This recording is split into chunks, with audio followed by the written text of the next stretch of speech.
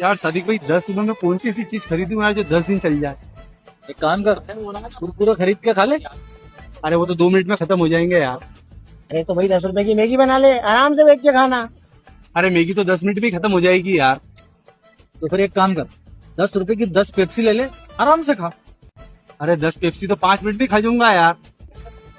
मैं तुम तीन ही को 10 रुपए में ऐसी चीज लाके दूंगा कि तुम 10 दिन तक भी खाओगे तो खत्म नहीं होगी।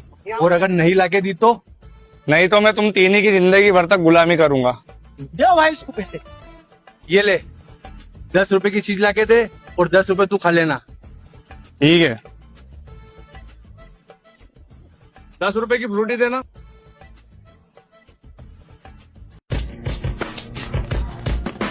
₹10 की वो चीज दे दो। ये लो नमक। तुम तीन जने मिलके भी खाओगे तो 10 दिन तक खत्म नहीं होगा।